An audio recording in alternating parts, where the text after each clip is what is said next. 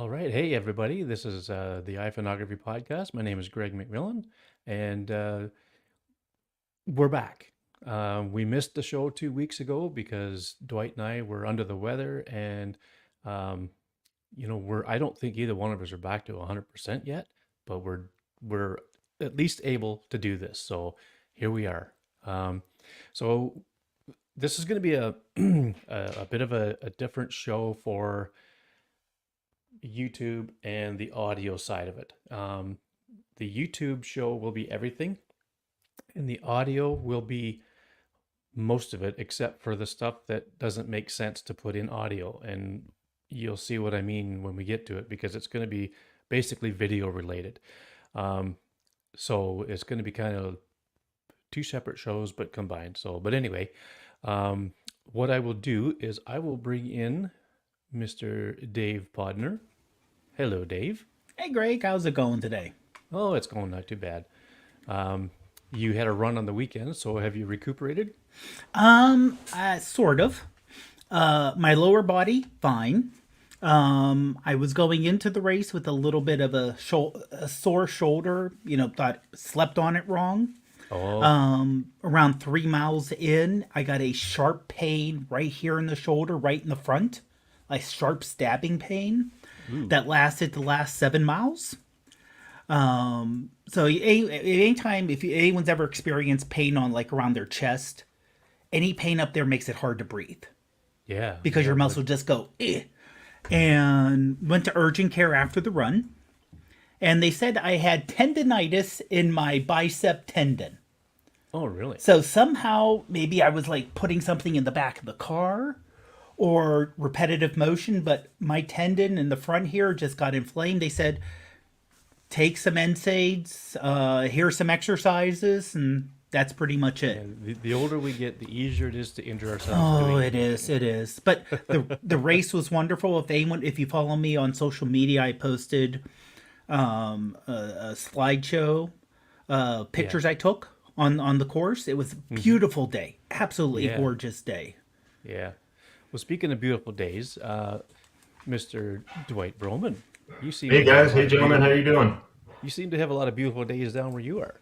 Yeah, it's not too bad. Although I just got injured when Dave said he got injured on his last 7 miles. I got injured thinking about 7 miles just sitting Yeah. here. So I usually only run to the refrigerator and from the police, and pickleball. So Oh, yeah. great to Okay, see you so guys. yeah, good to see you Yeah. today. Good to see everybody. Like I said, you and I we're not 100% yet, as you can tell with my voice. I work in a very loud environment, and I worked, Friday, Saturday, Sunday, and in order to hear anybody, we have to yell. So my voice wasn't so bad Thursday, but then when I went back to work Friday, Saturday, Sunday, this is the result. So, but anyway, um, you just nothing's going to shut me up. Anyway, so okay, so we got a few things to talk about tonight.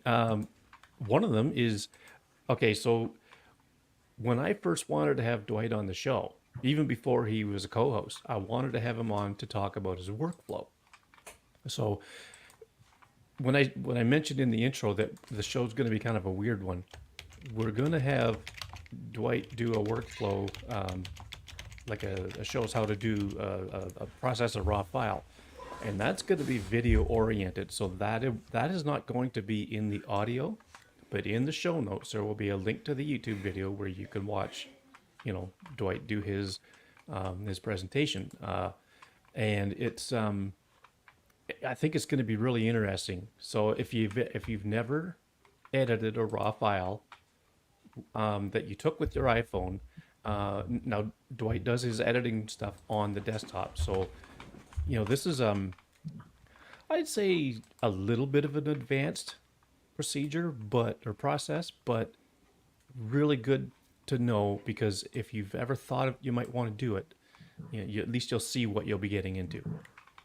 But before we do all that, for the audio side of it, which will be released on Wednesday morning, we got some news about a very popular uh, editing program or company called Pixelmator, and they are being purchased by Apple.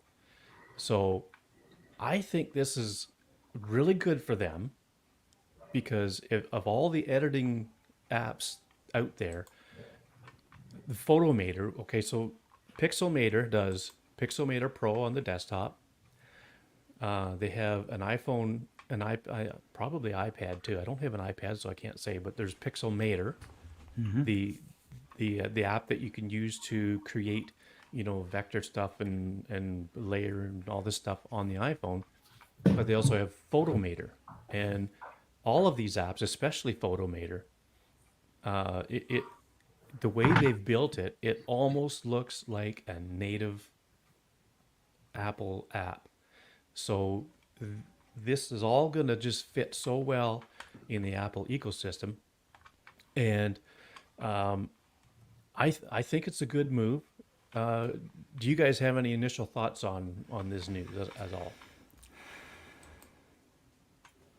Yeah, I mean, I have Pixelmator and I have Pixelmator Pro on the iPad. I'm looking right now, and I think Pixelmator does live on the iPad. However, it's not opening, so I don't know if it's something that's maybe gone by the wayside. But yeah, when that, no, I think it's still here. I think Pixelmator's on the iPad. When this was first announced, Greg, I immediately went back and looked at the notes and actually did a couple edits in there, and it's a great program. And I also looked at their roadmap, which is very interesting. I wouldn't use it as an everyday editor because of the fact that it doesn't have the luminosity masks, which you'll all see in a little bit as to why I think those are very important. However, luminosity masks are on their roadmap. So, at that point, I'll really be taking a hard look at that and seeing how I can incorporate that into a workflow. And I think it's really nice because it's a one-time fee, not a subscription, which I think will appeal to a lot of people, assuming that Apple doesn't put a paywall behind it. Yeah, like it can be a one-time fee. I think they do have subscription pricing. They do. In fact, I stumbled upon this video. I forget the guy's channel, but he is going to be doing basically a complete course on Photomator. And I watched the first video, which was basically an introduction to the app. And when he showed it in the App Store, there's different pricing, and you can get a free 7-day trial. So if you've never used Pixelmator or Photomator, sorry, if you've never used Photomator, go ahead and download it. I'll put a link in the show notes for the app, and do the 7-day free trial. I believe you get access to everything in it, and then if you want to try it a little bit longer, like this guy in this video suggested, you can just go for a 1 month subscription for something like $8 or $9, I think, and give it a whirl. And I bought it completely outright from on the App Store about, I don't know, 4 or 5 years ago or something like that. Um, I paid the full price, and it was probably on for half price at the time. So it was a pretty good deal. And so now what happens with once Apple gets it? What happens then? I don't know. Like, are they gonna make me resubscribe, or are they gonna make me repurchase it, or what are they gonna do? I mean, who knows? Maybe they'll make the darn thing free for everybody. I don't know, but we'll have to see. But I mean, it's a really good it's a really good editor, and is very much like Photos, like the editing suite in Photos, but with a lot more. Dave, have you tried Photomator at all? Oh yeah, I do use it. In fact, a lot of times with editing photos, it's between that and Adobe Lightroom Mobile. I do think Adobe does a better job when there's a high contrast, like you're shooting a very, a heavily backlit scene. Adobe will do a better job with pulling out the colors. But I like the fact that with Photomator, you don't have to import a photo and then export it and have two copies. Like you said, I like some of the things a little bit better. I like Adobe somewhat a little bit better because of what it can do, but it's a good program. And I remember I bought it a while back when it first came out, when you just paid the money before they had a subscription plan. And honestly, I can see Apple either doing what they did to Dark Sky, where you remember when they bought the Dark Sky weather app, they just said, we're canceling the app and it's just going to be part of our system. So, like I said, I could see them saying, we're just making this part of Photos, or they could have an Adobe competitor. But if it's an Adobe competitor, it's going to be a subscription. I think it's definitely just like Logic Pro for Logic Tools Pros for the audio, and the video editor. Their Pro Tools are paid. They don't give that part away for free. The basic one, iMovie's free, GarageBand's free, but the next step is paid. So I could see them making this their higher end photo editor. If you want simple, you do Photos. If you want, layers, more things going on, we have. I don't know if they're going to bring back the Aperture name. I know that would make a lot of people happy. But Yeah. They've got Pixelmator Pro on the desktop, and I think maybe the iPad too. Like I said, I wish I had an iPad because I don't know the iPad stuff. But like you said, for the heavy editing and the more pro style editing, Pixelmator Pro is really good for that. And it's also good for like illustrating and different things like that too. But when it comes to just editing photos on the phone, say, that's where Photomator shines. But Photomator is on the desktop as well. And so I think they could go one of two ways with this. One, they could keep it basically the way it is. I think the Pixelmator app on the iPhone will probably be gone. I think it'll be incorporated into, something else. But I think, so it could either stay the way it is, or and when I say stay the way it is, I guess I should say maybe they'll incorporate it into the Photos editing app. Or the other way it could go is they could bring an app out, something like Aperture. I don't know if they would call it that again. It'd be cool if they did. But they might combine everything that Photomator and Pixelmator Pro have and make because they've got iMovie, but they got Final Cut Pro. They've got GarageBand, but they got Logic Pro. They've got Photos. Maybe they'll have a Pro version of that, and I think that's the way it's going to go if I was to bet a lunch on it. And Yeah. I think it would be cool. Hopefully they wouldn't charge like a couple $100 for it like they do with these other pro rated apps that they have. But I mean, who knows?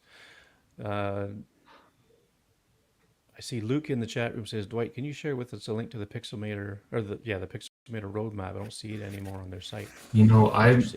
I'm not in the chat now. If I hit login up there, am I going to leave this screen? That's what I'm afraid of. If you go to pixelmator.com, there's a link at the top that says roadmap. Yeah. You know what? I'll go there and I'll put it in the chat. Okay. And then a couple comments on that, Greg. I think the YouTube channel you're talking about is Joseph Slinker. Yes, that's the guy. Joseph Slinker. So he's made tutorials. Yeah, he's made the transition from the Adobe ecosystem, and Pixelmator Pro he's using as a substitute for Photoshop. And a lot of people are using that as a substitute for Photoshop. So, there's things that Pixelmator Pro is good for. I mean, a lot of it is good. Same with on the iPhone, Photomator is really good. But there's just some things that aren't there. Like like you said, luminosity masking. I mean, you could do layers on Photomator, and masking. You could pick a subject mask, all that stuff, and it's pretty darn good. Yeah, it's There's a non-destructive healing too. there's a healing tool which is really good for removing things out of like a picture, kind of like the cleanup that Photos has now. But okay, here's the difference. Lightroom has hundreds of engineers working on that thing and has for years. Something like Photomator the Pixelmator stuff. I mean, I don't know how many people they have in their organization, but I'll bet you it's nothing near that Lightroom has at Adobe. Yeah, I would agree. So And what's neat about that is you can import your own LUTs as well, your lookup tables in there. That's really kind yeah, of neat. yeah, there's some pretty cool stuff. Um, uh, at this point, Pixelmator is saying that nothing is going to change so far with their apps. Um, like I say, I don't know what is going to become of it all, but I don't think like Apple's not buying this company to put it away. They are definitely going to do something with it, and it just remains to be seen what that is. So I guess we'll see, because they bought other companies, like they bought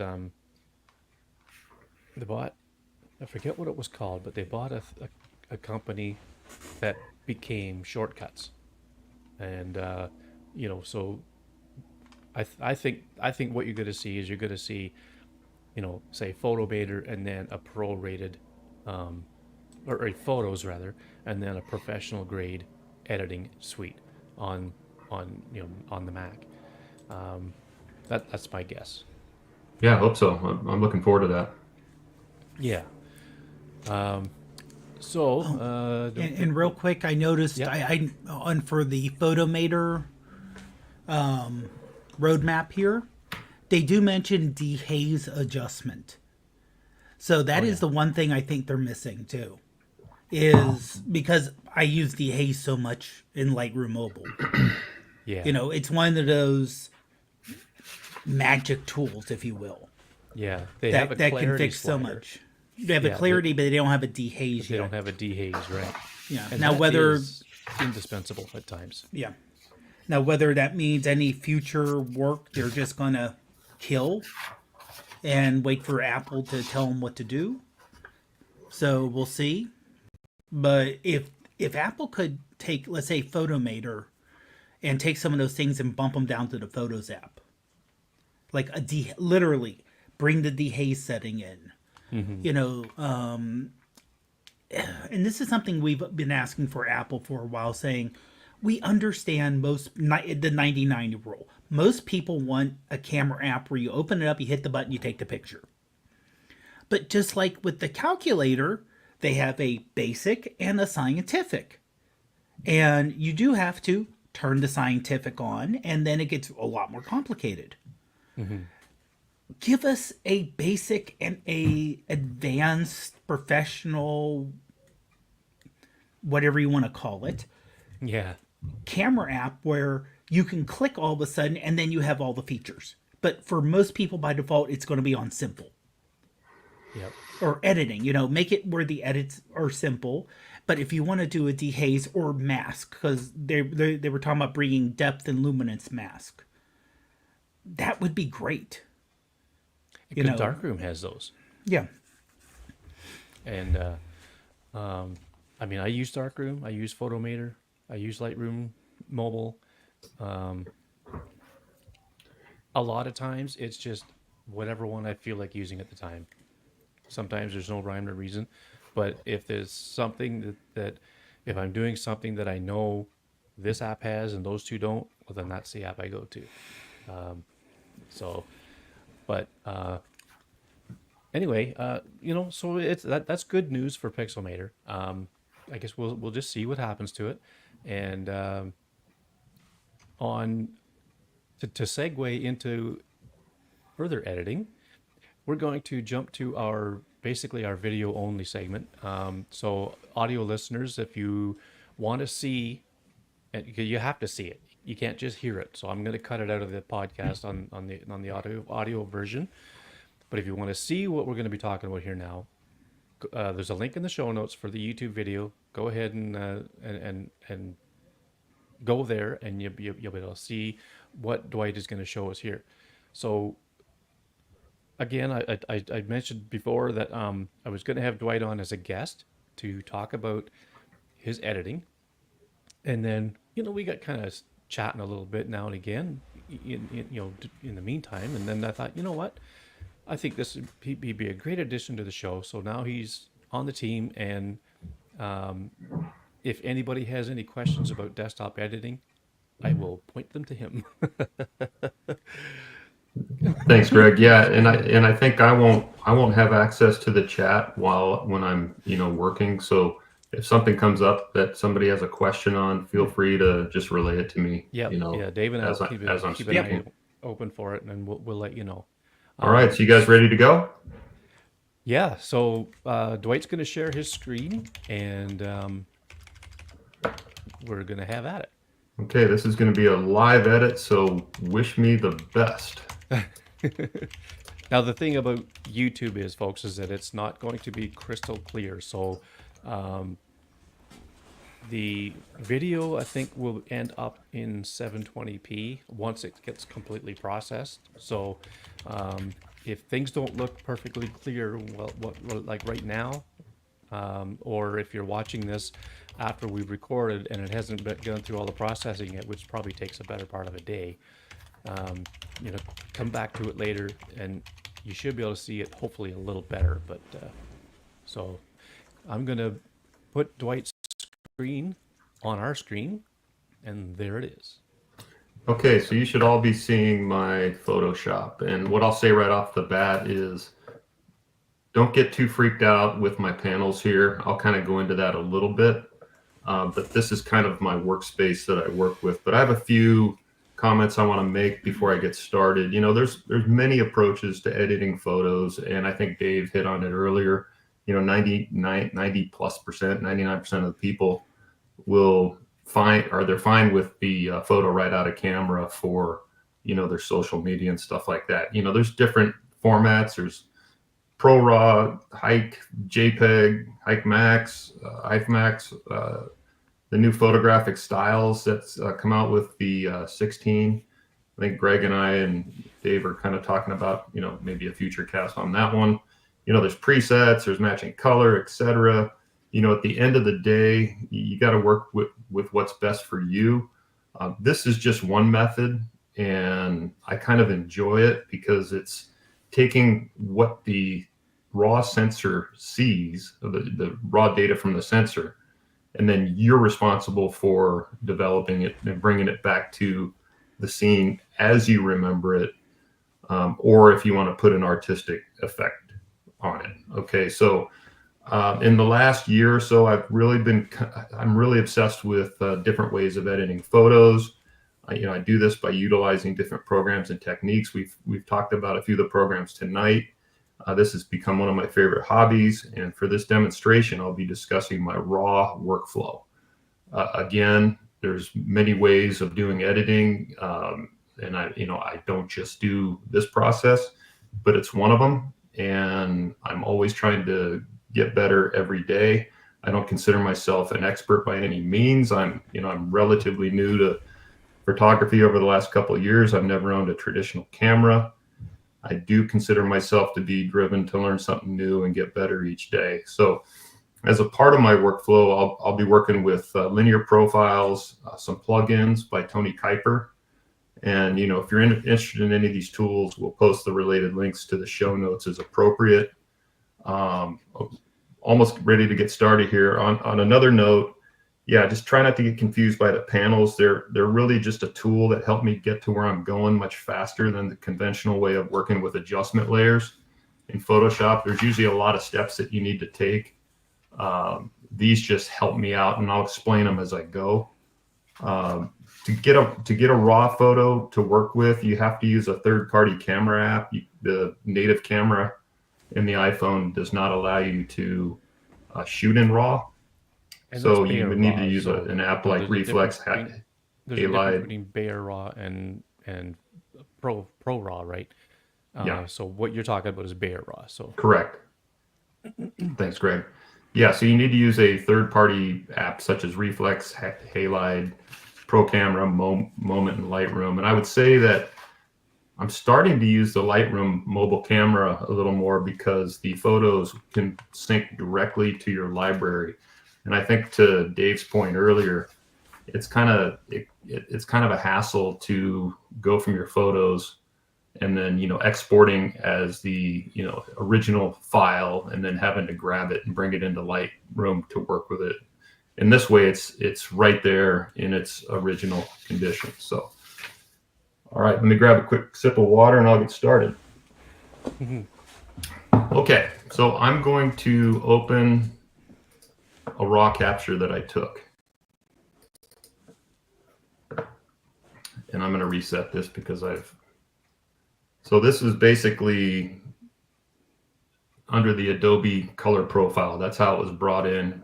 I'll try to circle my mouse here a little bit, my pointer, just to kind of see what I'm talking about. But it brought it in as the Adobe color profile. So the first thing that I like to do, obviously is do some cropping and straighten it out. So I'm just going to do that real quick. I don't know why I was so tilted on this thing.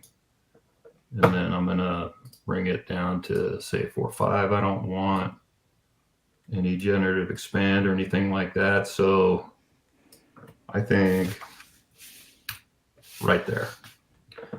So I don't want the Adobe color profile. I want to use the linear profile specifically for this camera lens. And I'll just show you real quick. Tony Kuiper, and this will be in the show notes. It's a nice link that kind of explains linear profiles specific to your camera lens. So for the iPhone 16 Pro Max, there's one for each of the lenses, including the front facing, the selfie lens. And it kind of goes through everything about them. And then you can go down here and download them for free and use them. And then the TK9 plugin panels that I use, really reasonable. I think they're about $30, and I think we'll have a discount code in there if you guys are interested. I'm not sponsored at all by these. Dave Kelly, who has a YouTube channel that has taught me pretty much everything that I know about editing these photos, he has a discount code in there, and I think you'd buy him a cup of coffee, I think, if you used his discount code. So I'm going to go down now. I'm going to look for my linear profile. I've got to go down here. And here it is. And you can see it up here in the profile. So it's the linear profile for the back camera or the 1x. And you're thinking, wow, that looks pretty flat. So what I usually do is I start out by hitting auto. And that looks pretty good. So I'm just going to try to establish my white point here. I'm going to make sure I'm not blowing out any highlights. Okay, Dwight, I was Just going take to that ask. go ahead, Dave. Yeah. I was going to ask because I saw the red in the middle of the photo. So Yeah. I'm assuming that was a peak. That was that's what, that. So that wasn't just when you hit auto, that wasn't just making the color red. Correct. That was actually indication that it was too bright in that area. Correct. So you would know to pull it down. That's correct. That's a blown out highlight. So that won't print very well. So I'm just going to bring it down to establish my white point. So right about there. We don't see that red anymore. So, and then what I like to do is I like to go down and remove chromatic aberration and use profile correction. So I'm essentially in Adobe Camera Raw. So when you open a RAW file, it brings you into Adobe Camera Raw, which is the Photoshop equivalent of Lightroom. Okay. So now I've got this photo squared away. It's level. I've got the profile loaded, and I'm going to go ahead and open it up in Photoshop. And you look at that and you're like, wow, that doesn't look too bad. But if you notice, it's a little bit flat. So as Dave Kelly says, you like to, at this point, you want to kind of add the balance and contrast or set yourself up for success. And if you look down here, I've got some actions. So the first thing I want to do is mask out the foreground and the sky. And I want to work on those independently. So right here, this B and C landscape, I'm going to hit it once. And if you look down here in my adjustments, and I'm going to work on the foreground. So if I click on the mask and show you it, this is basically midtones 3. So this is in the middle of the tonal values. So tonal values of, between 1 to 10 of, darkest darks and lightest lights. So what this is going to do is protect my highlights and my shadows from clipping when I do my adjustments. So I'm going to so in this panel up here, it's just easy. I got the shadows, the midtones, and the highlights. And I'm working in the foreground, as you can see, the mask area, the white, really, white reveals, black conceals, but I'm really just working with the whites, which is represented by the pink. So anything I do is going to be where that pink area is. So first thing I'm going to do is I'm going to bring my midtones up in the highlights. So I've got kind of my numbers already put together because I practiced a little bit earlier. So you're going to see it get a little brighter on the midtones there. See that? So if I turn it off and on, and then I'm going to bring the shadows down to about -30. So that's going to add some contrast. See, so it's gone from a flat image already to a little bit of contrast. See that? And that's only in the foreground. Mm-hmm. Okay, now the sky, if I click on the mask, you can see Photoshop does a pretty good job of determining what's the sky and what isn't. And this lighter pink area here in the middle is a lighter tone than everything else. So that's not going to get as much of an adjustment as it would if it was darker. So I'm just going to go in here. I'm going to bring the mids up to about 12. And then I'm going to bring the highlights up to about 16 just to add a little bit more brightness in there. So if I go down here and I click the before, you can see it's just very subtle. I just popped it a little bit. See that? Now what I like to do is I like to look at, my progress. So if I hit this stack right here, this is where I started and this is where I'm at right now. So I've got a little bit of contrast here. I've got more of a realistic image. And now I can build on it from here. So we're developing an undeveloped image, essentially a raw image. So I find this process fascinating, and I've learned so much from Dave Kelly that I'm kind of obsessed with it. So what I've noticed, if you look at before, see all the detail that's in the cliffs here? When I raise those midtones,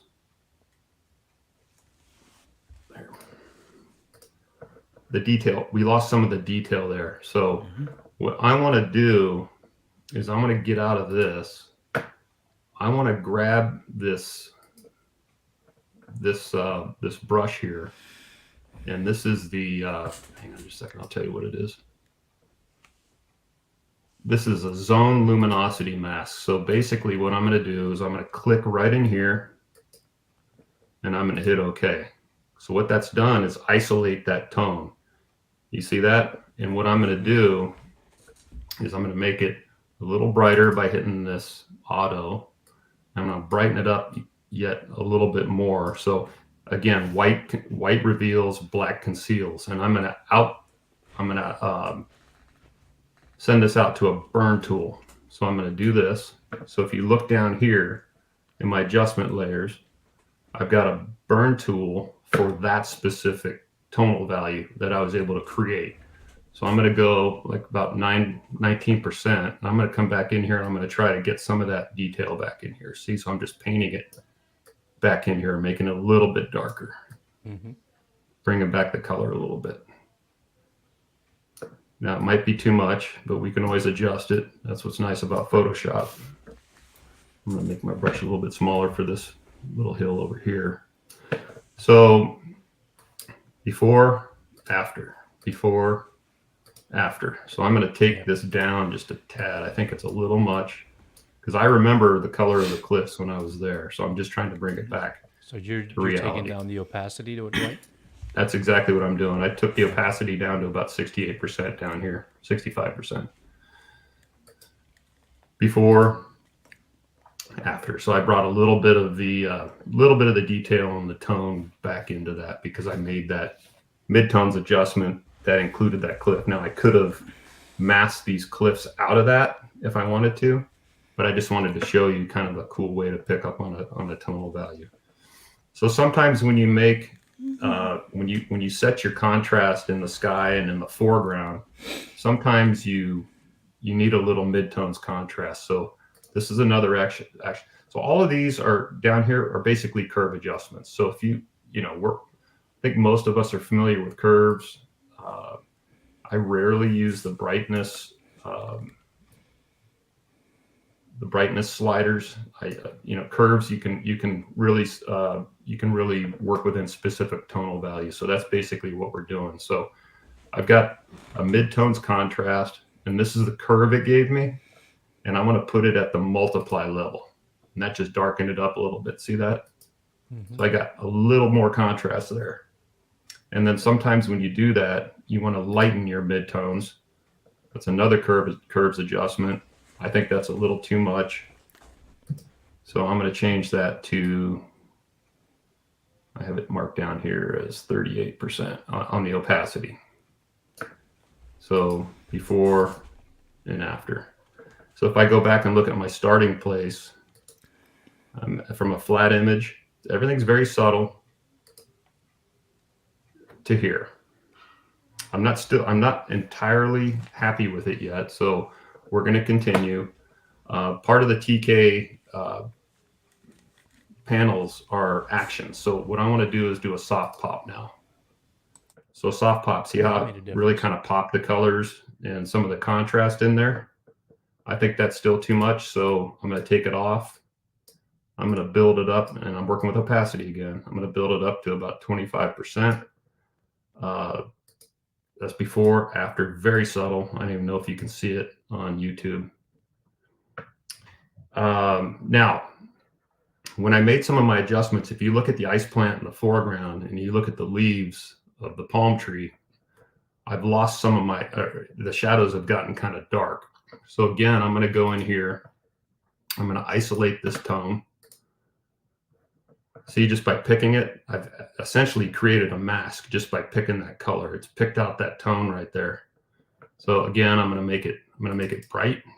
I'm going to output this to a curves adjustment. So watch the palm fronds and the ice plant. I'm going to go up to my curves up here. I'm going to grab a mid-tone section. I'm just going to pull up on those a little bit. See that? So now I can just kind of bring some of that light back. So again, before, after, I would probably, if I had more time, I'd go through here and take that effect out of the water. I can just come in here with a brush and take that all out where I don't want it. I just did that, real quick to show you can still modify the mask. Okay, now what I like to do at this point is I want to work on the luminosity values of the specific colors. So what I do is I'll go into color luminosity. It's another layer. And you can see here all the work that we've done so far. So again, here's the start of where we were to where we are now. Now I want to affect the lightness of specific colors in the image. So if I take the reds and start manipulating it, see, these are the reds in the photo. I want this value. Let's see, I have it at 12. So I'm going to bring it all the way down to 12. Right there. And then yellow, here's the yellows. I want to bring this up to 100. And this is all just based on what I was playing with earlier. Green, I want to be at roughly 67. So you can see all the greens that are moving there, but I liked 67. The cyans, watch the water. Oh, I wow, brought that water in down the to sky. about 56.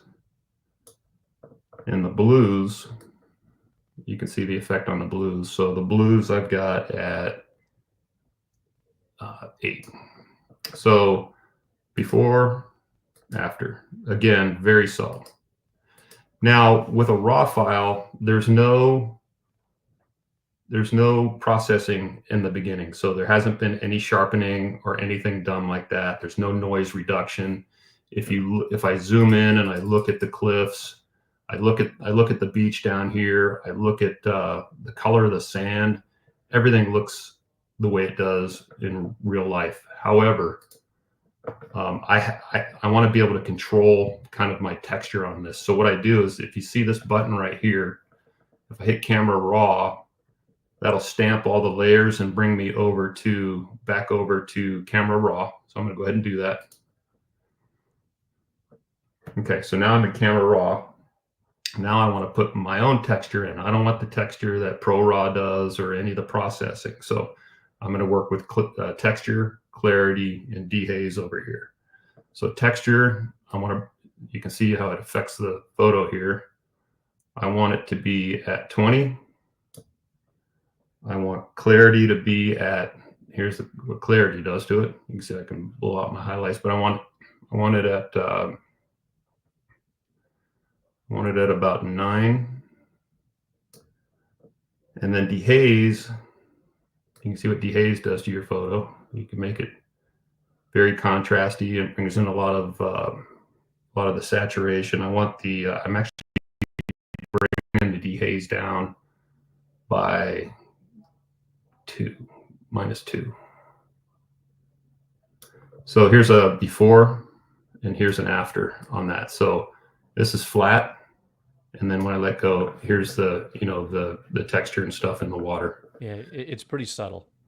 Very subtle. All these adjustments are, I'm trying to make them very subtle, and I think that's almost too much texture in the water. So the beauty of Photoshop is that I just brought it back into Photoshop. So I've got this camera raw filter layer over here with the smart filter and the camera raw filter. It's non-destructive. So I double click on this. I can go back into camera raw, but I can also go to opacity, take it all the way off, and then just build it up to, where I want it. So maybe, let's just say 68%, just for the heck of it. So before and after, again, very subtle, but you can see a little bit, the water's a little bit more crispy. We got a little more sharpness here. And then what I do basically at the end is I will do let me get out of that. There's a vignette that uses this is the blend diff. I don't know if you guys know what blend diff is in Photoshop, but it's basically protecting my darkest dark. So here it is without it.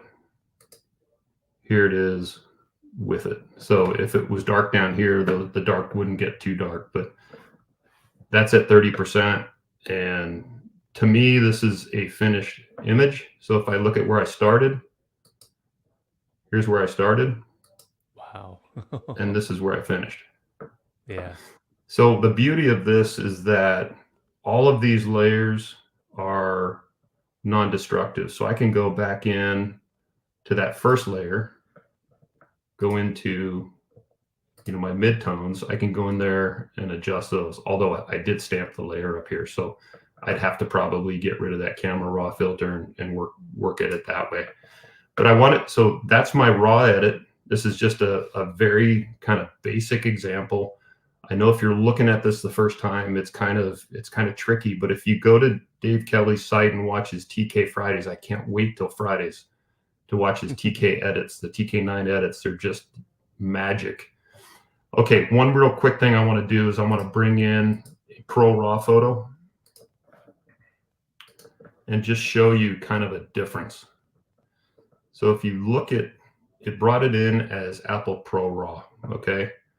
Because it knows it's Apple. Here, let me reset it to default. So again, just real quick, I'm gonna straighten it out. And then I'm going to, I think that's probably good. And then what I do is I usually hit auto. And then Dave, you can see the auto really blows out the highlights there. So now I've got to find my white point. So I'll bring the highlights down. And then I'll bring the white points down. So the first thing I notice is that I've lost a lot of the detail in the shadows. And that's fine. We can pick that up over here in the shadows adjustment. So I'm going to go ahead and do that. So we got that, but I'm going to show you some other things too. Oops. I'm going to show you some other things too. So let me bring it over into Photoshop. If I zoom in on this ProRaw photo,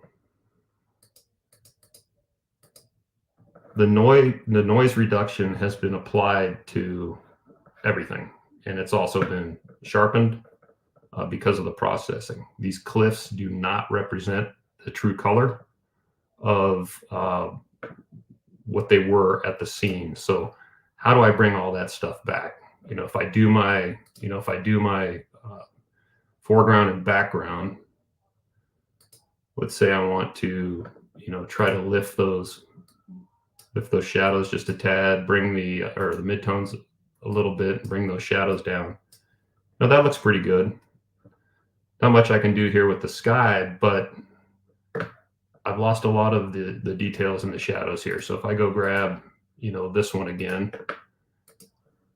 and I make my mask and I output it to a curves adjustment, I can open those shadows up just a tad. But my challenge now is I've lost a lot of detail in the cliffs. The colors aren't correct. And this to me is the difference between ProRaw and a raw edit. And this is why I keep going back to raw edits. I can go into that color luminosity, and try to bring those colors down a little bit and kind of work with them. Maybe I can even do like a, isolate that color, and then let's do that, and then I'll output it to like a hue saturation layer. Let me try taking some of that out. Okay, that looks a little better, but I desaturated other parts of the, and I can work with the map, with the mask. But let's just take a quick comparison between this ProRaw image and the raw image. So there's noise in this photo, but what I found is that there's detail in noise. Right? You take that detail out by denoising it. So if I go back, see how smooth those rocks are? To me, that's not natural. If I come back here and I zoom in, to me, that's more natural. And if you look at the even the way StreamYard scrunches everything, yeah, for us to watch it, I could see a difference. Yeah. And let me see the color of the sand. So this in the raw photo represents the true color of the sand. And you can see a yellow cast on the sand here. That does not represent the true color. So again, this is a journey of mine. I'm trying to get better at raw editing, and I am having so much fun with this. If you look at my palm fronds here, and if you look at my ice plant, you can see that it's lighter, it's softer. If you go to the ProRaw, it's darker and it's been sharpened. It doesn't look, for me, as natural. Again, I'm not saying this is the wrong way of doing it. As a matter of fact, there's some presets out there that can fix some of this that I've acquired recently. So I'm trying to make ProRaw work better. I think I'm finding ways to make it work better. I'd like to make it work better because there's more detail and more information to work with. but I'm also really enjoying my raw editing. I can take some questions. I don't want to take too much more time, but this is just an example, and I hope you guys found this useful. Well, it's the biggest takeaway that I get from this is that it just proves that the iPhone camera is a real camera. There's just no arguing that. I still see on social media way too many, I call them camera snobs, saying that the iPhone doesn't have a real camera. And if it wasn't a real camera, you wouldn't be able to do all this stuff in Photoshop or Lightroom. It's the same stuff that you would do to a traditional camera image, a traditional camera raw file. So, it's a real camera. There's no mistake in it. Yeah. Let me show you one other thing before I go. And Greg, we've talked about luminosity values, and Darkroom has that, but it's on a slider. But let's say, here's Ansel Adams, right? You got your, you got your black system. and you got your white, the zone system. So if I want to know what, the lightest lights are, that's them. If I want to know, I can work my way down, and you can create masks this way, right? So these are darks 2 or lights, mids 2, mids 1. And now we start shifting over into the darker tones. See where it's picking up the darker tones, and this is how you can really kind of hone in on your values. Again, white reveals, black conceals. This is how easy it is to create masks using the zone system like this. Mm-hmm. And in order to really do that, when I created the foreground and the background, what it essentially did was create channels. So let's say I was working on the sky. If I'm working on the sky, and let's say some of my adjustments went up into the sky, I can always go to this here and go to sky and then minus it out. So it knows this channel right here to minus it out from anything like that. So same thing with color tones. It's just endless. So it's a long journey I'm on, and I'm having fun. Any questions in the chat room, or am I good to come back? Well, Will Dukem just made a comment a while ago about curves. He says on Lightroom Mobile, the curves tool is only available as a universal adjustment. He says, I'd love to see it available I'd love it to be available in layers. And, this is where, desktop software usually excels, is the layer functionality and all the different things you can do. The stuff on the phone, I guess the idea is that it's more for on the fly stuff, right? I mean, even though Lightroom Mobile can do a lot of good stuff, a lot of heavy duty editing, it's not a desktop class application. Correct. So, and I've started with Snapseed, and everything I did was a global adjustment, and then moved on to different programs. And then once I started I made a commitment about 1.5 years ago to learn Photoshop, and that ran into these guys, these panels and all this stuff. I can't make global adjustments anymore. So I have to do my editing now on the desktop. Now, I will say that, on the fly, and we may have a podcast, about it at some point, Greg, if the team wants to do it, but maybe some photographic styles that are in the new 16 Pro Max. I've had some fun with those too, but there's and Lightroom Mobile is fine. You can target specific zonal areas within the curves adjustment. So if I go to the mid-tone contrast, you can see what the curve is. I could have just added a curves adjustment and made this that, and it would have lifted the higher. I would have lowered the shadow tones a little bit down here in the shadows, midtones, and it starts lifting up a little bit into the highlights here and then comes back. So, you can do everything that I've done here with individual layers and curves. You don't need these panels. It's just quicker for me. I've gotten used to using them, and there's so many ways to work this out. So now, at the end, what I like to do is I like to see if there's any clipping, so I can hit this button right here. I don't see any clipping, so I may want to, add an exposure. So I'm going to click up here and I'm going to hit Shift, and I'm going to keep brightening this thing until I see some. Well, it's not showing me clipping, but let's see. Anyway, that's one of the. I forgot to mention that's one of the last things I do is I work kind of on the brightness. But yeah, so all of these layers are non-destructive, and once you really start looking at it on a big screen, and you're able to pay attention to all of the different details, it basically becomes an art project. Yeah, yeah. Well, it's a really cool demonstration of what's possible with the iPhone and and desktop software.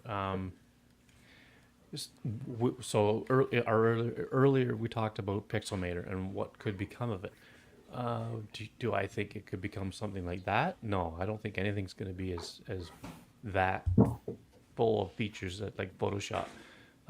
Affinity Photo, I think, comes close, but and it's not going to be for everybody. Anybody and anyone that watches this demonstration, a lot of people are going to say, "Well, no, okay, I'm out." It's good. Oh, it's yeah. just too much, right? And that's okay. But there's people like you, Dwight, who want to dive into that. You want to go down that rabbit hole and see where it takes you. And I think it's awesome. I think it's a great way to expand your photographic skills. I mean, you probably can learn a little bit about shooting from the processing, I would imagine. Yeah. Hey, thanks everyone for taking the time to let me walk you through that. But that's just kind of a basic example. Again, if you watch Dave Kelly's videos, he goes real deep into dodging and burning, and it's nuts how you can turn, a relatively flat image into something incredible. And I think it's important to remember that Ansel Adams didn't just take a photograph and then just process it once and be done with it. He spent hours, if not days, in the dark room, trying. Like I have a book about his work, and it shows different variations of one of his famous pictures and how it evolved over each time he did some developing. And the dodging and burning that he did in the darkroom was, it's just crazy how much you could do to photos back then. Now it's so much easier to do on Photoshop or in Photos or whatever. Yeah, I feel like I'm cheating. Sorry, Ansel. I'm doing it too quick. So Yeah. what do you think, Dave? I don't imagine you're going to be shooting raw too much. But just, no, just as yeah. someone, who's probably never really done it that much, what do you think of the whole process? I mean, it's exceptionally detailed. Dwight is, and I know this is coming from familiarity with software, the ability to know where you're going next. And I think that's something that overwhelms people when they go to Lightroom or Photoshop is that you open up a screen and you have this here and all these panels and everything else, and it can go overwhelming. It also tells you why they can't do a one-for-one port of the desktop app to mobile. Because if you look how the desktop app was set up, there's no way you can make that just touch by just porting it out. You have to do keep the behind the scenes technology the same, but you would have to do a completely rewrite user interface from scratch, thinking touch first, and taking out so much stuff probably. Right. That's why the mobile version, there's a lot of times it doesn't have the equivalence with the desktop because you can't. I mean, like you said, if you're using an iMac, they're 24.5 inches, and even the largest iPad is a little more than 13. So you still don't have the touch points, the size, the ability to put everything on screen you need to put on screen. Right. So that is just a huge difference there. But like we also said, just like shooting raw isn't for everyone. Doing all these additional edits may not be for everyone, and there's nothing wrong with that. But one thing to know is if you're not shooting in raw and you're not going through all these extra steps, you're not going to get the same photo by just shooting in JPEG or HEIF and doing basic adjustments in photos. Your photos will not look the same. Not saying one's better or worse, but like when people compare professional photographers who have the giant cameras with the giant zooms, and they say, well, I have a camera and it's a prosumer model. Why can't I take photos like that? Well, one is skill the photographer, but two, there is a difference in not now with iPhones. It's not a difference in the camera, but it's a difference in maybe the software and the skill in using that software. Right. Yeah, and I rushed through that. If I really kind of did it properly and we had more time, you start with a raw image. You always want to bring balance and contrast in. That's the first step. And then the second step is you analyze your image and you start thinking about, and you may look at it for 10, 15 minutes. What do I need to do next? So it's not like a set recipe that you go through. You look at your image and you say, you know what? That tonal value is too low. That one's too high. I need to burn that. Because the dynamic range on a raw photo, it's not processed, and I'm not bracketing my photos at different exposures. So you have to sometimes, you have to work with what you have, analyze the scene, and then take appropriate action from there. And that's the art of it, which I enjoy.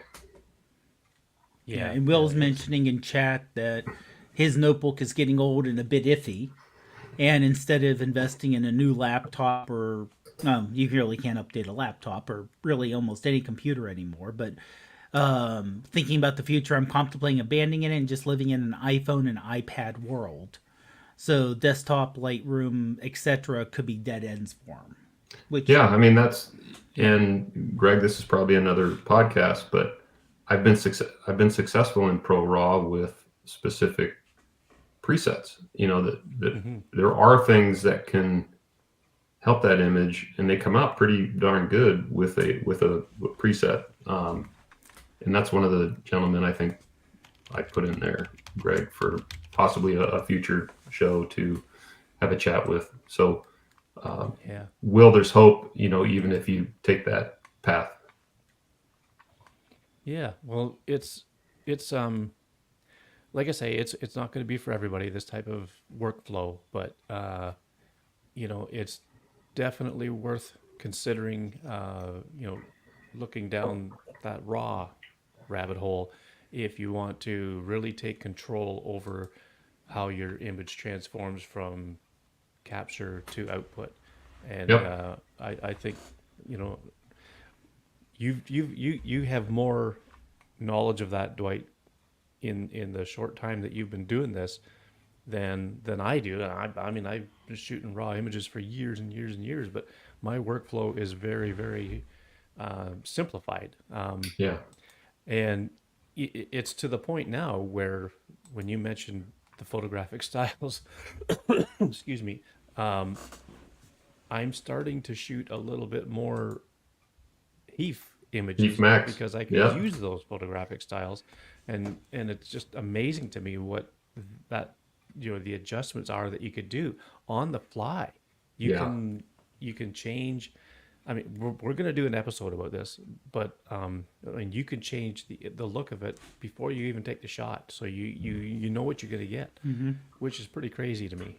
Yeah, you can change the tone, color, and strength of that. Yeah, Yeah. yeah, it's crazy. So, well, thank you for that very interesting demo.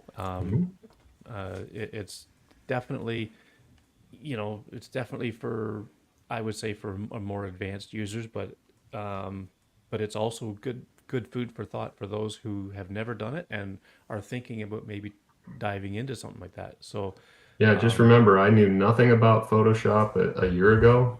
I learned the basics, and then I started watching these videos, and I just said, I've got to learn this stuff. So, yeah, watching the videos is what's gotten me to where I am today in practice.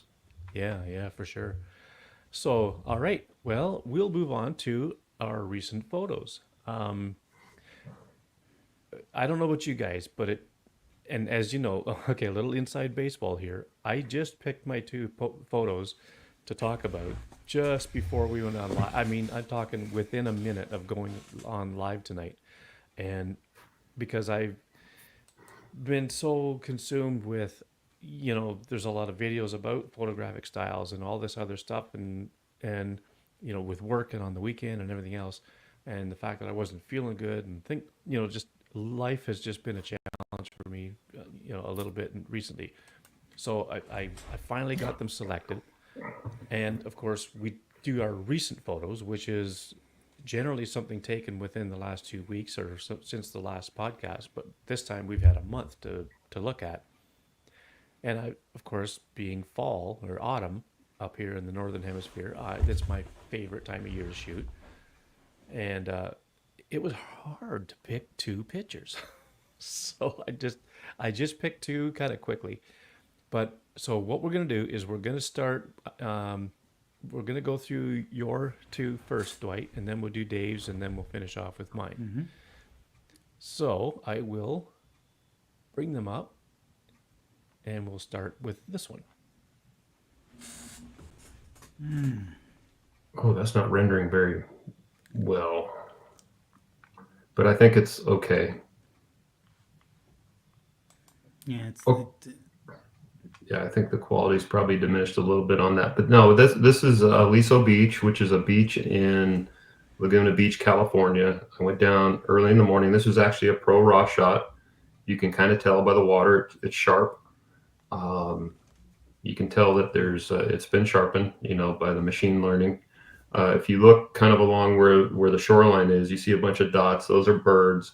But what really drew me to this photo was the fog kind of rolling out from the hills, and I liked how the point there was shrouded in fog, and I kept it kind of at a minimalist edit, and that's about it.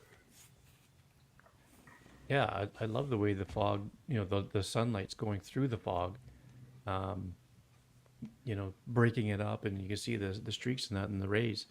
Um, that's just something that I don't get around here too much. If it's foggy here, it's just foggy. Yeah. It's not very often we get good light with it. What do you think, Dave? yeah, and honestly, now this may be the compression of the screen, but Yeah. it almost looks like the fog's in two layers. You have the kind of the brighter layer in the front, and then behind it, I don't know if those are clouds or a further out fog. Yeah, That those are maybe clouds. isn't. Okay. Those are clouds off in the horizon, and the sun is in the upper left, rising over the hill. So that's why the top of it, I think, is a little bit brighter and coming Okay. over, kind of coming over the top of it. But yeah, those clouds in the back are in the sky. They're not foggy. Okay. Yeah, it definitely gives a nice layer going on because Yeah. I've been in places where you're on top of one hill and there's a valley between you and the fog is right just in the valley, but it just stays at a certain level. So you're above it, the hill across from you moves above it, and the valley below is just completely packed in fog. Right. And where, like you said, it's instead of just having general fog like Gray gets, and I get mostly just you just get fog, having like almost this spot fog where it's like there, the fog is there, I'm here, it's there. Yeah. Yep. There- Yeah, I there's love there's a fog. hard, yeah. And honestly, it when I first looked at it and before you said fog, I was thinking either rain or some kind of mist Hmm. from like the water hitting the beach, from like a big wave or something, and the mist just kind of hitting through. Yeah, this is Especially a like you very said, with the light going through the fog in the foreground there. yeah, this is a very famous skimboarding beach.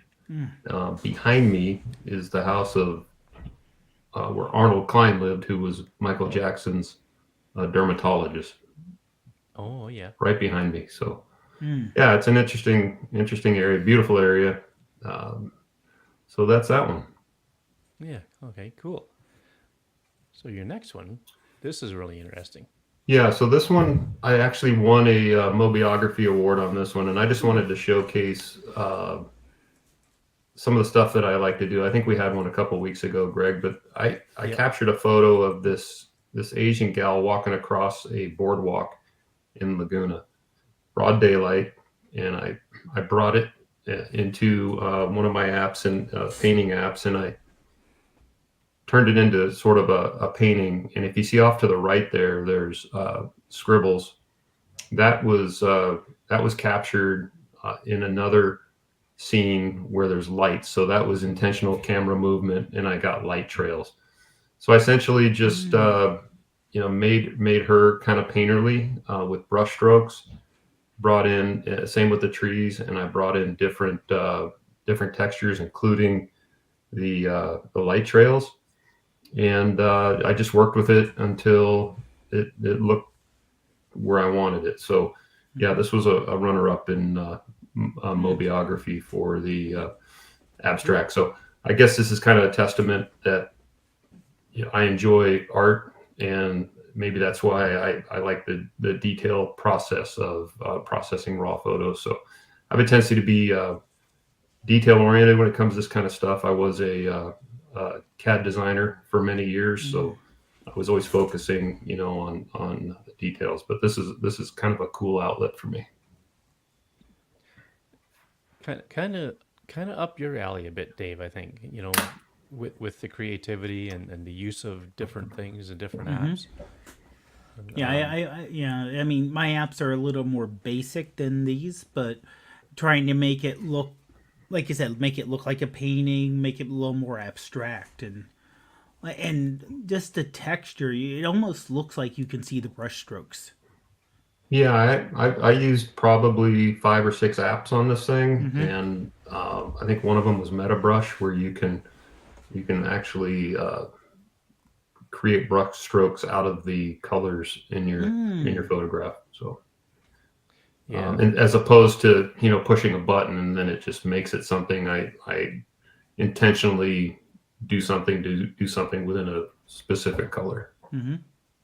I often see images like this done more, with a more pastel or um, lighter tones, almost like a watercolor.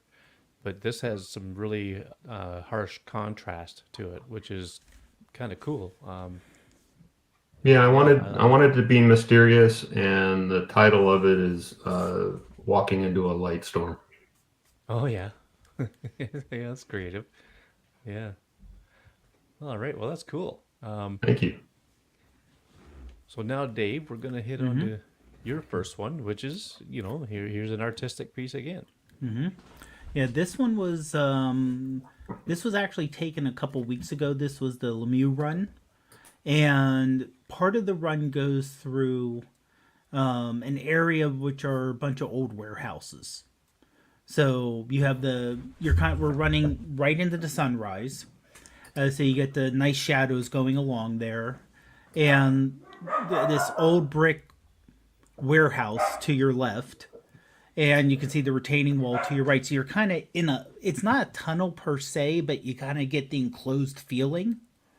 And this, I believe, was Picasso and Visionist that I used. Visionist because I kind of like they has a bluish color, and it kind of gives the extra texture that isn't like a straight texture like to the building. So you can see it has that kind of brushstroke look to it.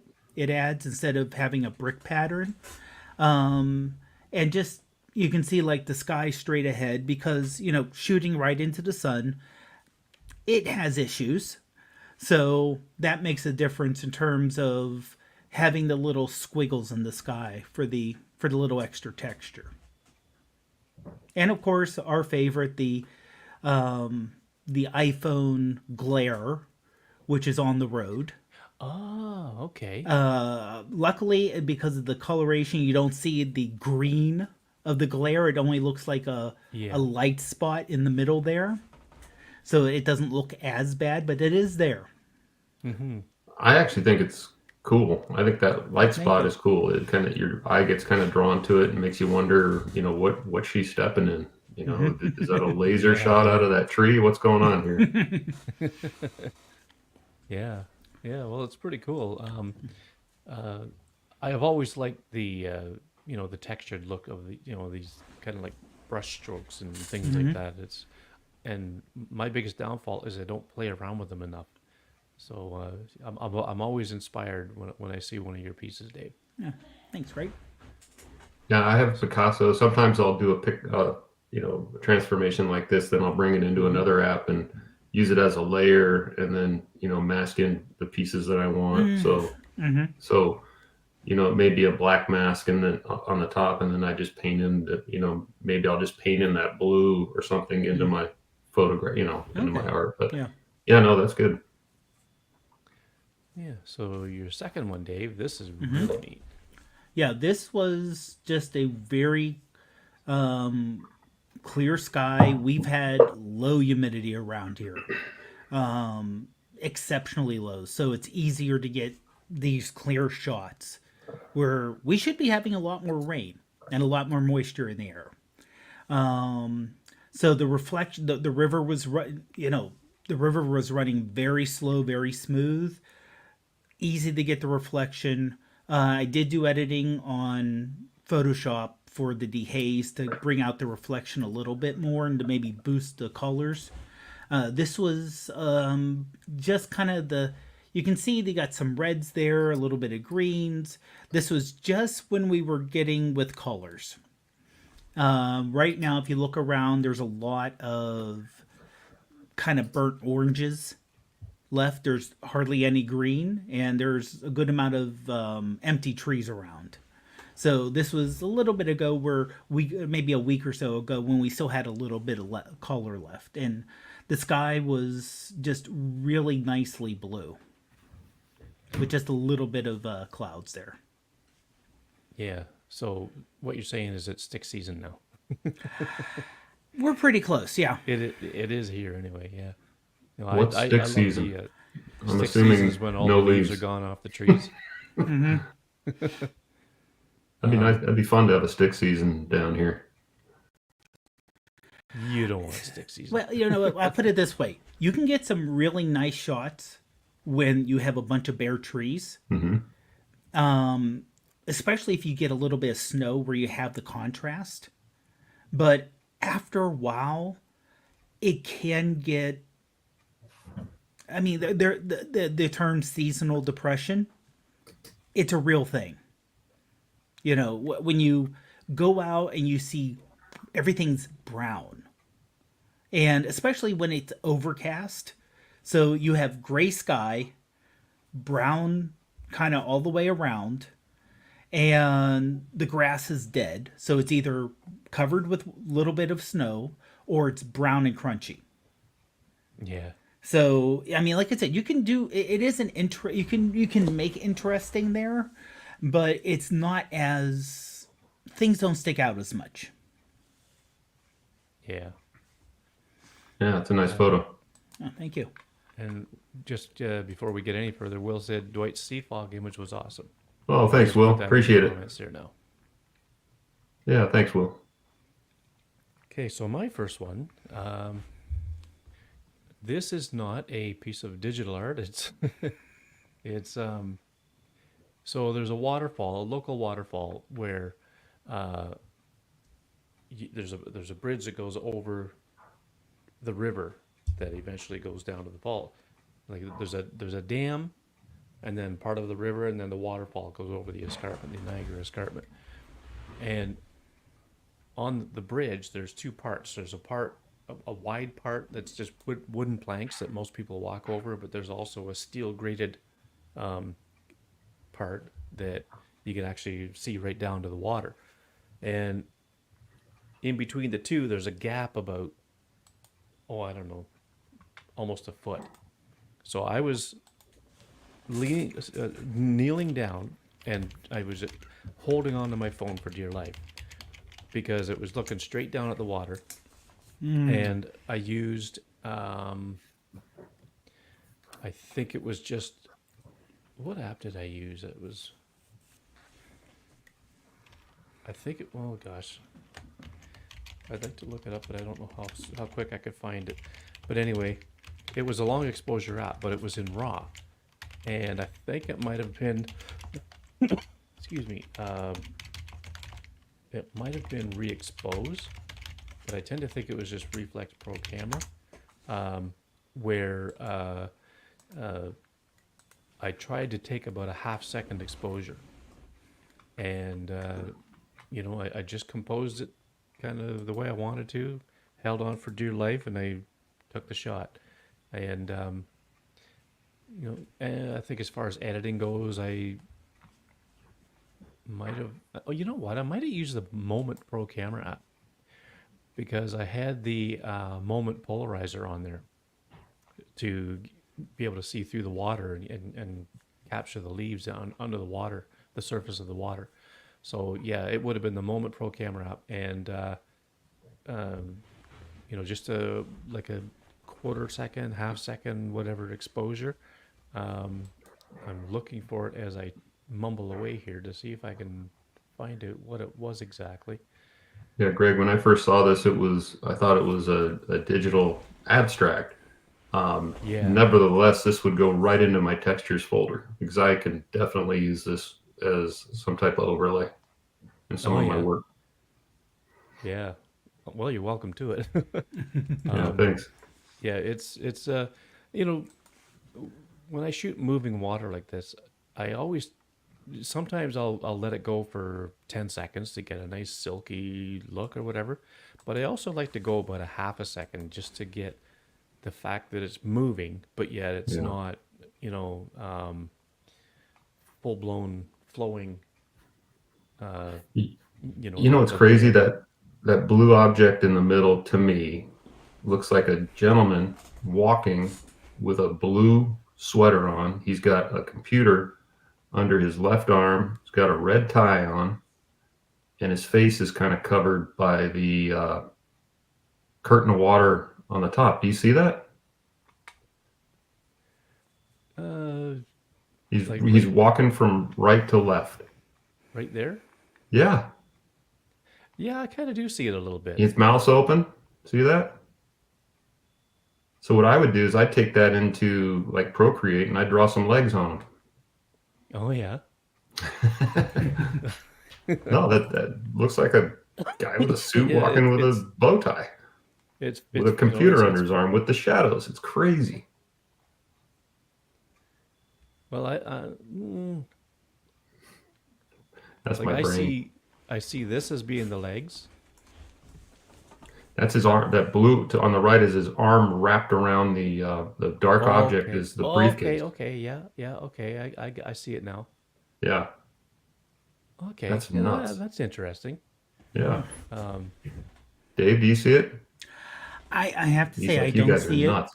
Yeah. No. I mean, that's the one thing when you get images which are not necessarily crystal clear and crisp, it's amazing what people can see and stuff.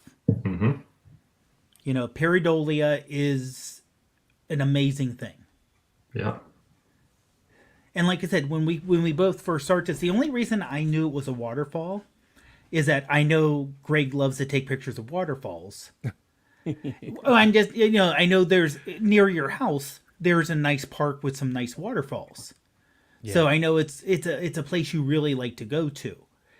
If this was not you, or let's say going back to the Tiny Shutter days, Mark Sadowski, who had a waterfall near where he was, Yeah. I wouldn't know what this was. But just knowing the history, it's like, okay, yeah, I know this is a waterfall area just because Greg's history. Yeah. Yeah, But and it's a beautiful picture. You oh got yeah, the blues. Everything's kind of the different tonal values that are spread across. They all work with each other. Greg, I might take that and do a quick sketch and send it back to you and show you. Yeah, sure. Yeah, it was a nice bright blue sky that day, so that's where Hmm. the blue is coming from for sure. And I found it on my phone, and it was reflex I shot this with. Um, I should have looked at the exposure, and I think it is 1/15 of a second. Oh wow! And so the water was moving quite quickly. But yeah, that's one of my favorite things to shoot is moving water like that for sure. So my last one here was, you know, uh, the leaves are nice when they're on the trees, but they're also just as nice on the ground. And this is what we mean by stick season. There's hardly any leaves left on the trees, so they look like a bunch of sticks. But again, nice blue sky. This might have been that same day. I'm not sure. That's nice. I like the leading lines of the shadows into through the foreground subject into the background, the two trees, that right tree's on the right third. I think the composition on this is spot on. Yes, thanks. Yeah, this is down at the local park, and uh, so in the background, off to the right there, you can see it's a big concrete area, and you can barely see. There's piles of stuff there. Well, those are boards to make a hockey rink because they make ice there in the winter, and people can go down there and play hockey. I think they alternate days for one day everybody can go and play hockey. The next day it's just skating. No hockey games or anything, but they do that throughout the winter, and uh, in the summertime that big concrete pad is just for like there's a couple of basketball courts there, and people just go down there and get some exercise or whatever. Um, I should have used the cleanup tool in photos to take that one leg of a swing off the right hand side because I just noticed it now and then now it's kind of annoying me. Oh yeah. But so this was taken with a photographic style, and I used the gold option, and I forget what recipe I guess is the word for it. I don't know. So Let's it's obviously a Hive Max. Yeah, yeah. Yeah. So this one is okay. This is the image here. Um, it's gold, and the tone is -59, the color is 80, and I left the palette at 100. So Okay. that's going to sound like complete gibberish for anybody that hasn't used these before. But these are the different options you can have for these photographic styles. You could change the tone. You can go like low contrast to high contrast, light to dark type of thing, and then the strength of the color tones in the recipe or in the palette. And we're going to do a show on this because I think it's really cool stuff, and it's becoming somewhat popular, I think. But if you change the sliders around in the adjustment for the photographic style, it makes the photo look completely different, and it does it instantly. Like, it's crazy how it does this. But Yeah, you can set it up to where you create this particular recipe, and then the next time you open up that style, it will be the same recipe as a starting point. yeah, you can Yeah. make it remember your last setting. Yeah. But yeah, and there's always something I like about shooting into the light like that. I might have taken the green dot out of this. I'm not sure. well, the I don't even know 16 if it has even. gotten better because Yeah, of the coatings than the 13 with handling the I mean, there's only so much they can do. As we keep on saying, you're limited with physics. yeah, If you have yeah, a 6 or 7 element lens in a very small area, you're going to have issues that you don't have with a bigger lens and more space.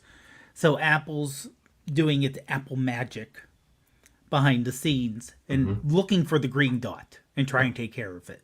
Yeah, yeah, yeah. Well, I did an ebook called, what did I call it? Something canopy to carpet last year. I think it was last year or the year before I put it together, and it's on the Apple Bookstore for free actually. And it's just talking about or illustrating really because it's all pictures how the fall season goes from the color on the trees and then down to the ground. So I call this the carpet. All the leaves on the ground are like a carpet. And I used the ultra wide and I shot this in 48 megapixels. So it actually looks pretty darn good on the phone or even on the computer, on the Mac. I'm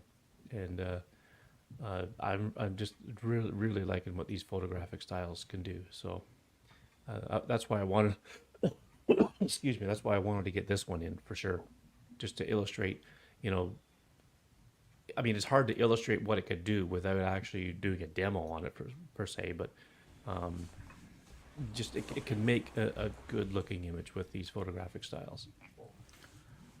Yeah, I took one last night in Chinatown in Los Angeles of a very bright marquee with a Cinebloom filter of 20% from moment. Oh yeah, yeah. And then I switched it to stark black and white on the photo styles. It came out pretty good. I was going to feature that tonight, but I'll save it for when we have that podcast. Yeah, yeah, sounds good. Now we're trying to, because I can edit with photographic styles in place on my iPhone 15 Pro Max, even though it was taken on the 16. And I was trying to send a couple to Dave to see if he can get it to work on Ruth's phone because she's got the 15 Pro Max. But you said that Nope. part of the edit doesn't show up, right? It does not show up at all. Okay, so I'm thinking that it's because I use the iCloud photo library, and when I take it, the iPhone 15 Pro Max picks up the exact same file with everything in place. But I guess as soon as you send it to someone, like I tried sending one to my wife's iPhone 12, and again, same as you, Dave, not there. So I think What might work, Greg, is to export it to files in an unmodified version, Oh yeah. and then share that file and let Dave bring that in unmodified. Okay, that's a thought. Yeah, well, I'll do that after we get off the air here. But oops, I hit the space bar on my keyboard.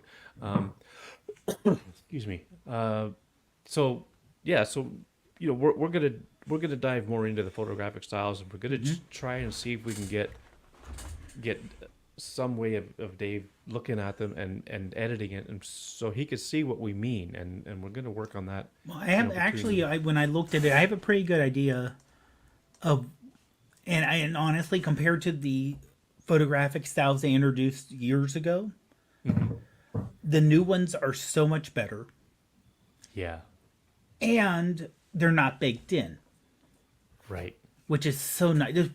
I mean, I played with the photographic styles, the old ones, but the problem is it's baked into the photo. So if you want to do any additional editing, you have that layer on top you can't get rid of.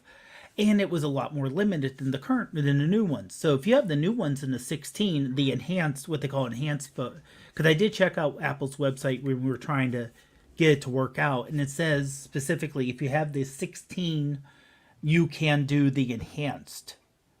So it sounds like the enhanced is only on the 16 and hopefully going forward. We know that there's rumors out for the iPhone 17 and 18 already. Oh. But Well, Yeah. if anything, Dave, what I'll do is I'll screencast, or I'll do a screen recording of what it could do, and I'll send you that, and then you'll be able to see how it changes the image, and I'll try to get some very different examples, like a night shot, a day shot, and different subject matter, excuse me. So over the next couple of weeks, I'll get some to you so you can actually see how it does it. And if you ever get a chance to go into an Apple store and they have the iPhones sitting there on display, you know, hey, pick one up and give it a shot because it is pretty cool. And I've been shooting. I've been really experimenting with a lot of different camera systems or camera apps with, you know, mood camera, Fig, the photographic styles, and but you know, I still pick up my usual suspects like with reflex and reheld, things like that. And I have got a little thing here. I'll put myself full screen just for a second so you can see it better. But Dale Lotherington, a friend of the show and a bloody legend in Shane Mawson's group, has made this little gadget. Ah. And what this does is you plug your phone into it and it starts shooting 30-second night mode shots. And what you could do is, like, okay, say if I shot the Milky Way, 30-second shot, what it'll do is it'll pause for a second or two between shots and then take another one. Pause for a couple of seconds, take another one. And then over the course of time, you can build star trails, or you can just have a time lapse of the Milky Way going across the sky. I'll dig up a couple of his Instagram posts where he did this, and I tell you, it's bloody cool. And these things are starting to sell like hotcakes. And, you know, I'm not in the millions or nothing like that, but for an Aussie bloke just coming up with this idea and putting them together, I don't know how many he sold, but he sold quite a bit. And it comes with a USB-C cable. So you plug one end into the thing, one end into your phone, and you set it up on a tripod, and I just gotta mute my button, and you let it go for hours, and it's probably a good idea to have like a charging brick there to keep the phone supplied with power. If you can do it with a MagSafe puck, that'd be even better because you've got this plugged into your phone, so it'd be kind of hard to power the phone with a thing or whatever. Yeah. But yeah, it is really cool. Now the sad thing is I got it when I was sick, and then once I got well enough to go back to work, you know, I had to go back to work, and then now we've had clouds and everything ever since. So I'm just waiting for a clear night where I can plug this sucker in and give it a shot. I mean, the shots from Shane are amazing. Yeah. Oh yeah. Yeah. Shane did a video on it, so I'll Yeah. put that in the show notes too. But yeah, it's a really cool little gadget, and you order it from his website. I'll put that in the show notes too, and he mails it right to your house. So and I think he just puts it through the mail as opposed to a courier, because I tried to courier something just from here to another place in Canada, and it was going to cost a sweet fortune. So it was just ridiculous. So I put it in the mail, and it got there fine. But so I think he just mails it to you, and you'll get it. There's a tracking number and everything. So, but yeah, it's a really cool little device, and I'm gonna have Dale on again at some point to talk about it, because it's pretty exciting, and I know he's really excited about it too. So it's called Lumilapse. That's what he calls it. So, and it's just for, you know, doing time lapses at night, and you know, just a very clever little gadget. So, all right. Well, on that note, I think we'll call it a day. Thank you very much, Dwight, for your demo. It was really enlightening, and I think if anybody that's listening to the audio, if you're interested in that, there'll be a link in the show notes to this video that we're doing live on YouTube, and you can check it out. And I think all our socials are in the show notes. So I guess we'll call it a day and see you all in the Yeah, next one. Greg, I did change my username on the Threads Oh, app. that's right too. I'll have to fix that in the notes. Yeah. Okay. Glad you reminded Yeah, me. but thanks, guys. I saw you Appreciate posted. the time tonight.